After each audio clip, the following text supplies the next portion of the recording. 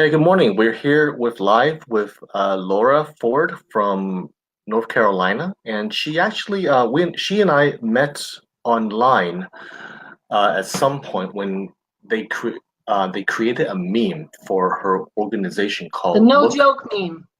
Yes, the no joke one. Yes, Look before you book a massage, and I thought it was a very intriguing title for such an organization. It's like look for what?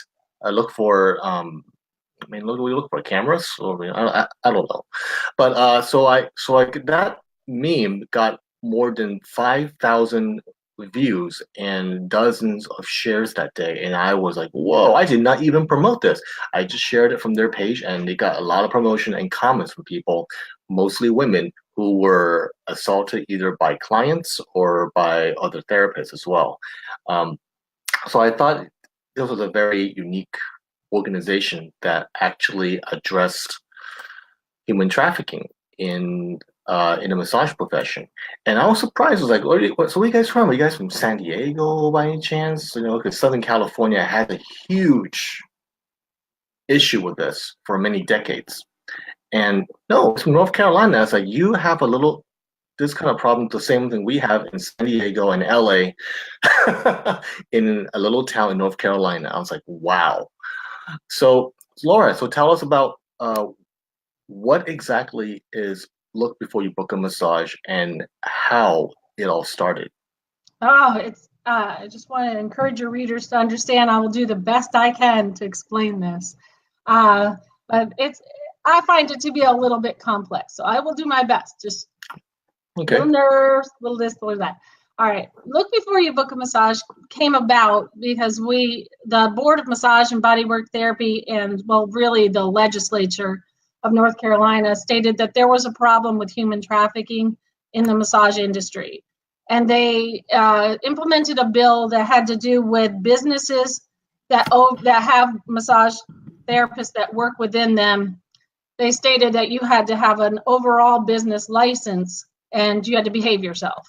And we were like, well, yeah.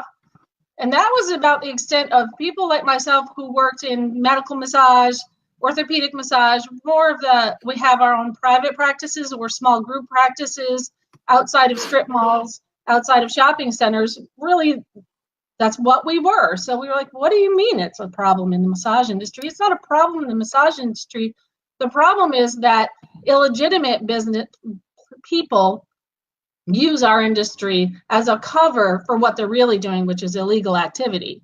So back and forth conversations between legislators and between the board members and all, they were like, yeah, of course, but we have to make a rule so that we can shut down places that are doing things illegally. So Hmm. that's really kind of how we all came together. We're all on the same page. Yes, for many years, I've wanted to have businesses shut down that were faking massage, whether that was somebody doing chair massage in a mall, but they didn't have a license, or that's somebody who's using massage as a cover, but they're really performing sexual acts. So we were all ready for that. But we started doing when we started looking into it is saying, what threat do we have to our industry? Because if this starts to get out to the public that there's a problem, and you use the word human trafficking right next to the word massage, guess what happens to our industry? That whole image that we've worked so hard to perform that has to do with healthcare is going to go back into the toilet. And we have seen a little bit of that impact already. So we're just like, I love this industry way too much. I'm sorry. I've been in this 22 years and I'm not going anywhere. And I'm certainly not going to run a brothel. So we got to do something about it. That makes So, sense. but we really the massage therapists that were kind of like smacked. That's really what happened, how it hit me. I had been overseas for 6 months and I came back and I was like, what is going on? All these illegitimate places that I know how to recognize. The general public does not know how to recognize it, or they've been taught how to not see it. I started seeing them pop up all over in Cary, North Carolina, Raleigh, North Carolina, and that's really, I've been other places and I've been seeing them pop up. So the numbers have been going up. So I show up to the board meeting, I'm going, this is inappropriate, we need to stop it now. So that was how much I knew. And then a board's investigator had a conversation with him. He's like, you apparently seem pretty passionate about this. Let me tell you what's really going on. And he taught me about human trafficking. And so when I was looking at each one of these storefronts that were fake massage parlors, or massage parlors that were faking what we do, I was seeing them as a brothel. He said these places not only are brothels, but they're the people that are being servicing the clients are not paid.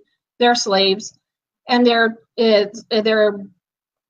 moved from place to place before they get to know anybody in the neighborhood. A couple months here, then they're put in they live out of suitcases, and then they're the women, mostly women, but sometimes men. When we're talking about sex trafficking, and then they live in the back of the businesses. So no one in the business complex actually sees these people because they are invisible. But if you start learning about the signs, you can start seeing them. And I'm like, Wow. yeah, okay, I get it. Up on Capitol Boulevard, where it's like those places that you don't go to. No, they're in all the shopping centers. And then he explained to me, not only is this business in town A, which is 20 miles from town B, and 30 miles from town C, a triangle, not only that, but they're all owned by an organized crime. So whether you want to call it the mafia, you want to call it what you want, these are a bunch of people that are connected, and they have a business model, and they're smarter than we are, and they're totally taking advantage of the public. Yes, there are hobbyists, men, a lot of times men and their girlfriends, oh gosh, don't even know, I don't know, aliens that go and get serviced in brothels or human trafficking storefronts. Yes, they do, but actually there's also a whole industry of labor trafficking that's happened where someone is shopping, gone to the grocery store, they picked up some shoes, their feet are really bothering them. They happen to see that there's this nice looking massage foot rub place, and they go in and they either sit in a chair and receive a foot rub, or they notice that there's a chair massage. The actual chair that we give chair massage to is in the window. So they're like, oh, that's a massage place. I'm going to go get my back rubbed. So then they either get into a private room and get a back massage, or they're in the front room and they receive the foot massage. It doesn't even occur to them that this is an illegal operation being served. They're not even aware they're being serviced by someone who's trafficked. They think the person might be low paid, but they're still associating those people with our industry, the people that touch them. So they better do it right in a way, not perfectly. They may not be looking for orthopedic massage, and they're not looking for that level of expertise that many of us can perform, but they're looking to get some pain relief or some relaxation, and that's the extent of it. Well, guess what? That's a breeding ground for both labor trafficking and to hide what's happening in the back rooms. So there is no word for that. Am I going too fast? No, not at all. Okay, because slow me down if I'm not making sense. So we've got labor trafficking, you've got sex trafficking, you've got child trafficking. So our group of about 20 therapists, our group really dug in. We're like, what do we call this? So we call it a hybrid business. So in the front is a face that says, we do massage. Public's walking by, oh, my feet hurt. They get massage, whether it's foot massage or whether it's, and then while they're in there, they're like, hey, if you want an add-on, we'll give you a back massage. Here's a table in the back room. And then in the back of the business, the bunk beds where the trafficked humans are living in one room. And then in another room or two or three are where the table massages are happening. The oblivious public still goes in and gets their rub, and they go on with their life. So I would ask my clients, I started discovering my clients were actually using these places. I'm like, don't you know that they're not massage therapists? They're like, so if you really want to cut it down to it, They're not going So, for a massage for therapeutic reasons. They're going for a massage because their back is sore and it's convenient. So it's in the public's eye. It's right where they're shopping. And it's right there and it's totally available. Are we ever totally available? No, you have to make an appointment for us, right? A lot of walk-ins. That's true. Yeah, that's true. So, I even got a comment. I think it was earlier this year. I got a comment from a client who never had a professional massage before, and she said, "Oh my God, you're the first therapist who actually speaks fluent English." Yes, exactly. And you're like, no, I'm the first therapist you've actually met. But I kept a straight face. I was like, I kept going. I just pretend like in one ear, out the other. That was it. I understand how. So in some way, it sounds like what you're saying is that they're also taking your business, you and your colleagues' business away.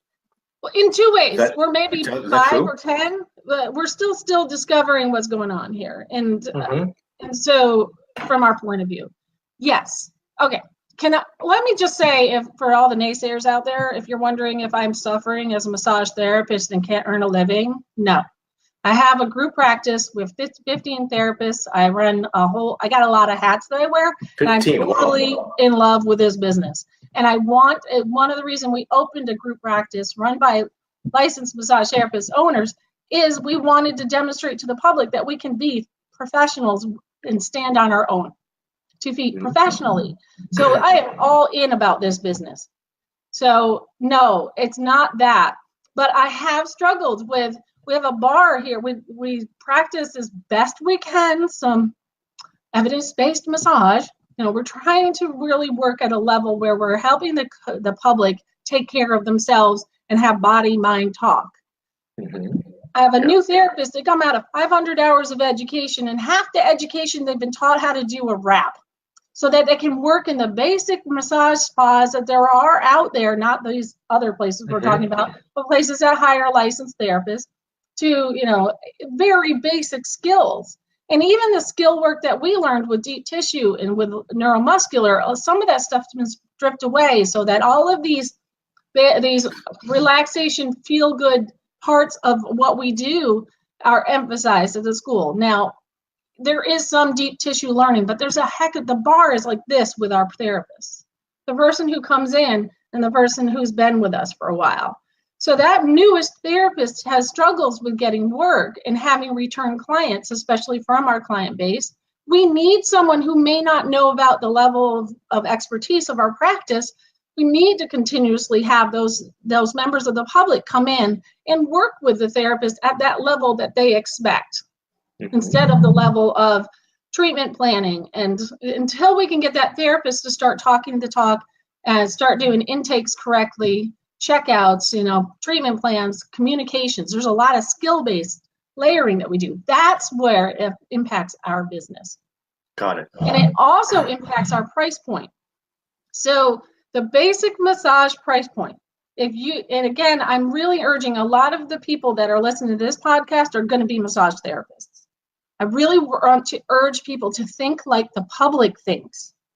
So if you are not, I can tell you the number of people that come to us for expert-based massage still have this same other mindset of a consumer mindset when it comes to relaxation and just enjoying yourself.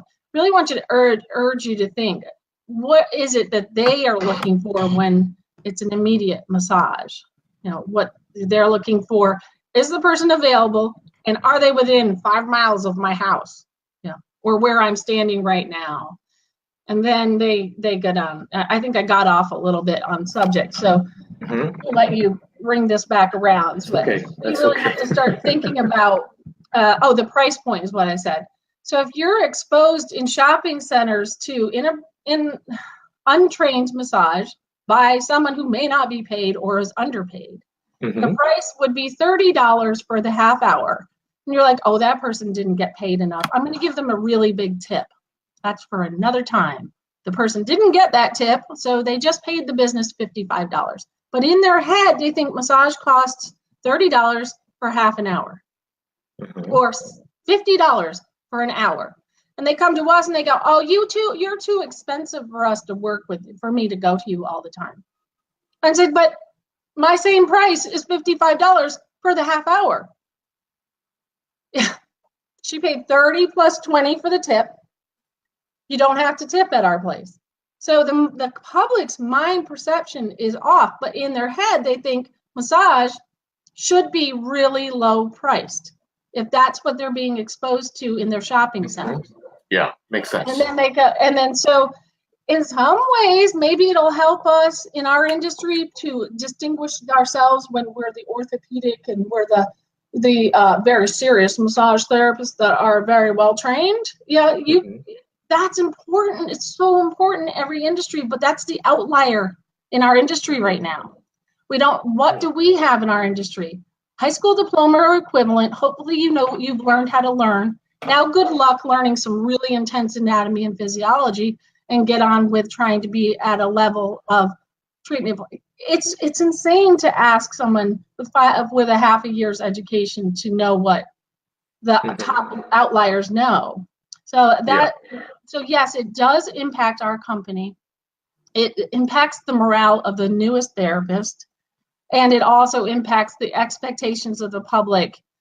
It's okay to look for the cheapest massage and brag about it. It's okay to, that part. So it is a little mind blowing, and I think we have work to do as an industry. Well, that's pretty deep, man. Thank you for sharing this right here. Sorry. And what do you think? It is pretty deep. I'm still processing all of this behind the scenes, and Please, thank you. A lot of this makes a lot of sense, from the education level to maybe even how therapists are stereotypically portrayed.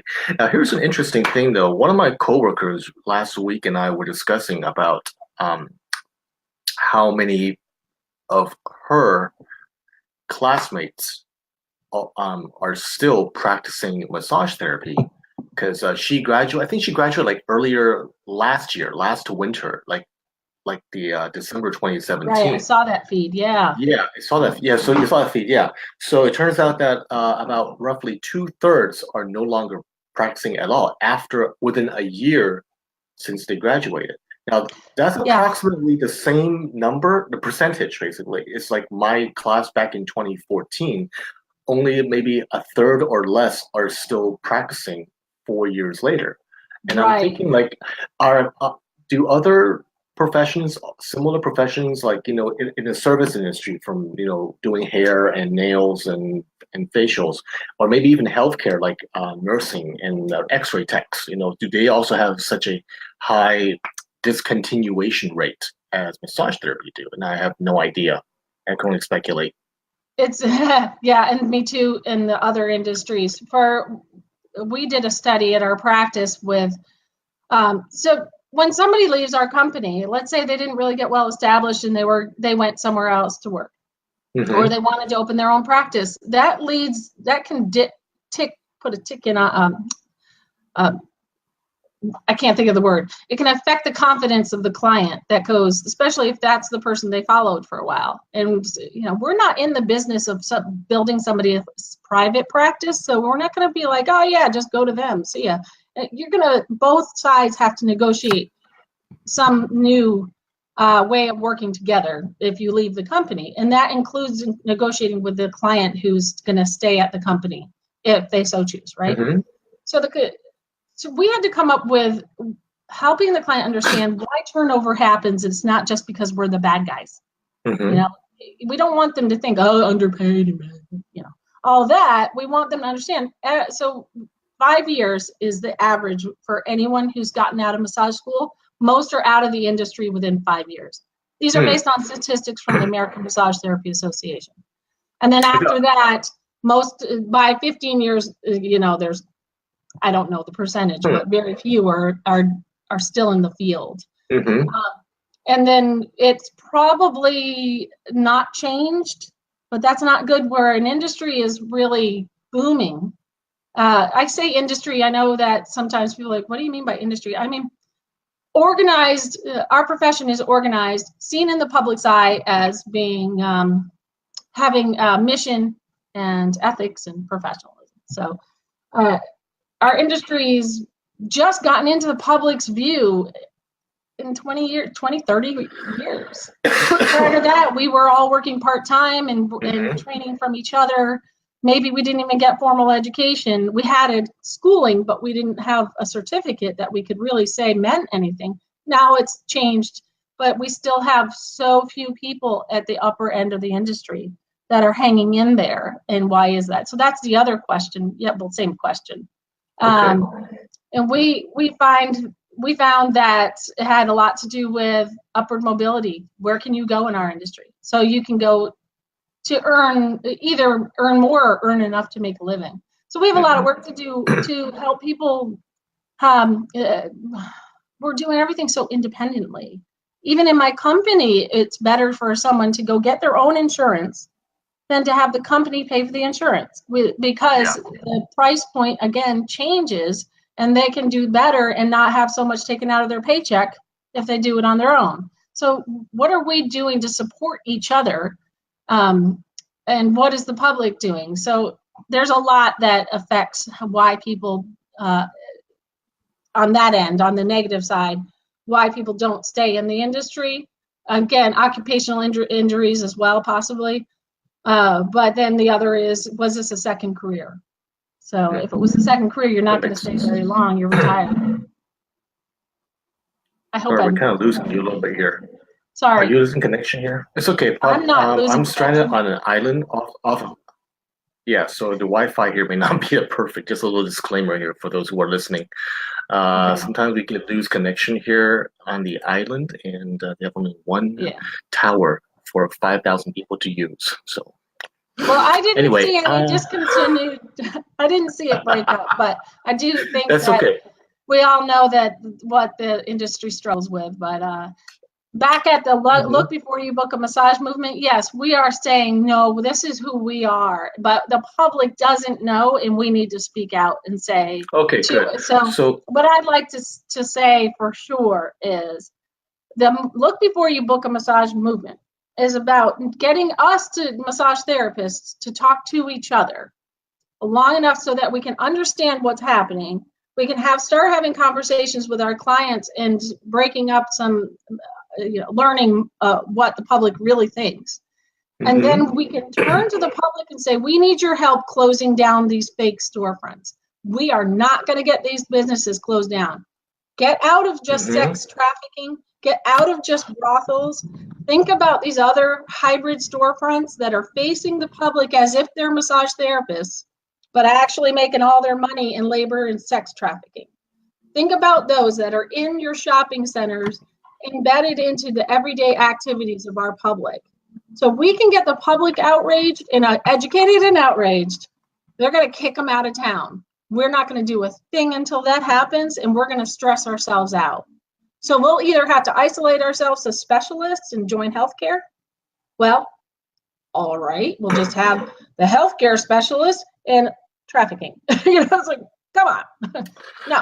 Yeah, it makes sense. Okay, so one more question here. So is the current massage organizations doing anything about this to address, like AMTA or somebody else? Just curious. Okay. I know nothing. You just opened a big can of worms, because for many years I was involved in that's AMTA. My job. My job is thank you. Cans of worms. But I also want to know, first of all, if you're out there and you're an AMTA member and you love AMTA and you love ABMP, rock on. Keep talking. Right, I'm going to just give my opinion as to what is really going on. They created a very strong stance initially for good reasons, and I've written about this in the posts and on the page. Go there to the old ones, or I'll rewrite about it. They said, we are healthcare professionals. This is not our problem. Human trafficking is a public's problem. And I am sick and tired of you guys putting us into the same category as brothels. Just because they use us to cover for what they're doing, and the public is allowing it, and the police aren't shutting them down, and we've asked them to. So you know what? You solve that problem. All right. That I totally agree with. I completely get. It's like, get out of our face. We're here to take care of the public health and well-being. Yes, I completely agree. But they're also coming around to realize that if you have industry turnover, and part of the reason industry turnover is because you're competing with traffickers who don't pay paychecks, we got a problem. So I think there's a little bit of both that if and so what it's brilliant if you ask me what they've done. So ABMP kind of reached out a little bit to us, and I think that they're still listening. They got their ear, but we're new to the scene. We're 4 months old, and we're a bunch of loudmouths in North Carolina, right? The more we get hooked up across the country, and I got 50 states doing look before you book, the more that we're all going to talk. But I think these organizations are brilliant. We stick with the professionalism, and we are this, and we're healthcare, and people are going to take massage therapy seriously. And they get us as massage therapists to advocate for ourselves on the edges, on the outside. We're not like that club. We're the all club of massage therapists. And you get us to do the work, and they can keep giving me likes and thumbs up on the side and little hints that you keep going, keep doing it. I think that's brilliant, because that's what we all need to be doing. We can't give this to an association to take care of. Oh, freaking no. I can't get people that are across the street from a shopping center to wake up that there's a brothel there that's trafficking in humans, and it's one of the major centers that they rotate the women through. I can't even get 3 people to put up, to work with me. It can't stay in our industry. It's got to get national, and we've got to work together because of the problems in every person's neighborhood, and it's growing. Yeah. Sounds a lot like here in Southern California too. It's we've had therapists complain to me in person about what's going on in San Diego. Pretty much all over San Diego, Orange County, and most of Los Angeles County as well, including especially the West Side. Anyway, wow. So so pretty much you guys are independent. You guys are not affiliated with any organization. You're pretty much like the frontiers people. Right, and there's a lot of talk as to what we're going to be in the future, but yeah. I have limited. I'm kind of representing, like I said, about 20 people, but I guess I've taken on the leadership role for now. I've said we need this to be a social media movement. We don't need to be. We can raise money for other causes. We don't need to yet raise money for ourselves, because that takes your volunteer efforts to extreme levels. Right. And we've got to focus on making sure we're making a living. So I said, let's just do this by social media right now. Maybe one day we'll be able to put bumper stickers on the back of our cars that says, look. Well, you have a shirt already. Show us a shirt. That shirt you were showing earlier. Yeah, well, we did that. So this was to do with our board when we were looking at our rules and regulations for the new establishment license. It was very draconian in the beginning, and they fixed it. We aren't going down with lilypadhaven.org. Yeah, that's one that when a woman is, or a child or whoever is taken from a human trafficking, the grips of human trafficking, they have a place to live and to rehab. That's one of them. Charlotte, North Carolina is blowing out of the water in trafficking. My county, that's a county. Well, that's a city, but my county is different. It's number 2 in the growth of human trafficking. So, anyways, we were just raising money for that place. But but that's our goal. Is we want the public to understand that labor trafficking and sex trafficking, period, is not cool. But we're going to work it based on how it's affecting our industry. I see. And it's sad. I didn't get a chance to really give you guys some examples, but I've written about it. Your magazine has. Yes, thank you for doing that. Yes. Speed read that one. There's some sad, heartbreaking things when you get inside the head and start asking questions of the people that come to visit you, you're just going to break your heart. But just join us and kick back. Say no. Thank you for I'd like to for the public out there. We actually want to thank Laura for writing her first story with our publication last season for the summer issue on CRPS, and she gave a pretty concise. It's a short story, but it's a very concise awareness about human trafficking and what it's like behind the scenes. It's kind of like an overall like introduction to human trafficking 101. And I think everyone should take a copy of it. And we're having print coming out later next month and then I'm getting some sample copies next week when I go back to San Diego to visit my family. And we'll see what happens. And hopefully, your message in print will be out all over the world because the magazine is just not only for the U.S. It's pretty much anywhere in the world that wants at least one copy. We even have a few people from Israel and Germany, and even in hopefully I can also get into the Asian market as well because they could definitely use that. So anyway, I diverge here, but hopefully the message will be out and a little more common. Okay. And tell us about your blog. Actually, you have a blog coming out on the website. Well, look before you book a massage.com. So that's that long word.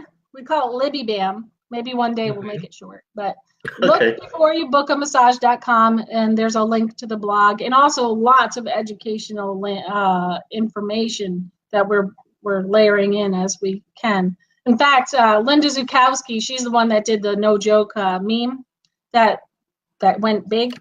Thank you, Linda. She's working her butt off on the scenes, like, oh, you've got that podcast. Let me make sure there's a few more edits to the website. So that's where that blog is. And what my intent is kind of like you did, as topics come up, we'll post more. But the first one was, again, another summary, a little like your article. I didn't know if I could use the article that you had, and I had to put something. So anyways, they're very similar in the blog. And then more, as questions come through as a result of that comment, we'll post another blog. That's awesome. Well, looking forward to it. 4 months old. Yeah, we try to diverge a little bit because our publication, this is FYI, our publication focuses on mostly research and applying research into practice to be better informed therapists, so we don't repeat the same myths over and over again like Groundhog's Day. And also, we also want to take on the business side of things. The business, legal. We have some legal stories as well that people keep asking on social media over and over again. So we have something for that too, and hopefully that will expand a little bit on what you're doing as well, because no one is talking about it. And people say, "Oh, don't write about it." You sure, Nick? You sure? I'm like, yes, I'm sure. I can open a can of worms if I want to. I mean, if it's legitimate. So I think this is something the public needs to know, as well as new therapists who are, who thinks, I used to think that, this profession is about kittens and puppies, metaphorically speaking. But I'd like to go back there. Kittens and puppies. Yeah. But if we can talk about it and we can make a smarter public, like I said, some of the stories are really sad that people are being duped. And it's not, how would you like it if you spent money and you didn't know that it went to an organized crime, where they're, basically what I say about that is it's think money laundering, It's not going to the people you think it's going to. That breaks your heart. But also people are being inappropriately touched, and they're also, if you go into some of these places, they're going to see if you want to be in this a sexual customer, so they're going to rub your breasts. Mm-hmm. Yeah. A woman's breast.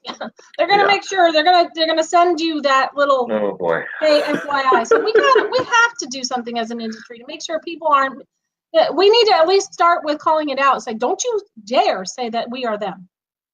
No. And it's your public officials' fault that these are in business.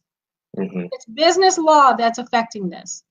So let's talk about it as an industry. Let's make sure it's the look before you buck, or whoever wants to take it on, but get it 50 states, get it into the international purview, keep the conversation focused, and we'll be able to get the public to get outraged. Mm-hmm. None of this BS. This other stuff is bullshit. We just needed to call it for what it is. Okay. That's cool. Well, thank you, Laura. And before we sign off, we're running out of time here, but just a quick thing on the side here. I know almost nothing about your home state, North Carolina. I've been there only once 2 years ago on a work trip. Beautiful forests and hills everywhere, as well as some of the biscuits and gravy, except there were no gravy. They catered breakfast to us. It was like a classic Southern style breakfast I only dreamt about, and I was like, oh god, this is so good. But they serve biscuits with no gravy, and the plaque says biscuits and gravy. It's like, where the hell is the gravy? You can't serve it without it. Don't spread that word. No. And besides, I mean, in my brain, so that kind of, I was in Boone, actually, Boone, North Carolina. It was by the university over there. The mountains, yeah. And so please tell us, I'm just curious, what is, like, if I were to travel, let's say, to the capital, Raleigh, and I wanted some of the local food there, what do you recommend? I'm I'm a from New food. York. You don't want to know what I have to say about this. No, the biscuits, the gravy, the barbecue is what we're known for. Did you die? That's what we're known for. Now be ready that the sauce is very sweet down here. So if you like pizza and you don't like the sauce sweet, go with New York pizza. That's the sign that says New York pizza. Well, But if you like barbecue, they've got the barbecue that of all barbecue. flavors and spices. I'm And down that's for the the thing to do. Well, I'm down for the barbecue, but not the pizza. If I want pizza, I go to Manhattan or Brooklyn. You know. That's what I say. Yeah. But I know I'm going to get shot by someone from the South. But I've been down here long enough. I've been down here 24 years. So Well, look at the people my are saying accent here, doesn't barbecue, change, barbecue, but people are recommending barbecue, barbecue, barbecue here. Okay. I'm down for it. I'm down. I'm down. But yeah, we've got mountains, we've got ocean, we've got concentrated city and growing city. If you want to move into town and you're a licensed massage therapist, please show up. We need you because they're filling the gaps with fakers out there. So we need some licensed massage therapists. No, so it's a growing place now, but it's also very rural. It's got if you're outside the cities, it's extremely difficult to survive. Plain and simple. Why? Make a living, get paid more than Really? $7 an hour. North Carolina is a right to work state. So if you're in agriculture and you're working for Amazon, you're not making any money. It's hard to make a living if you live in a rural area, is what I'm saying. It's not impossible, but it's not supporting. We're really struggling in North Carolina. So that's a negative. The positive is growth in the larger cities.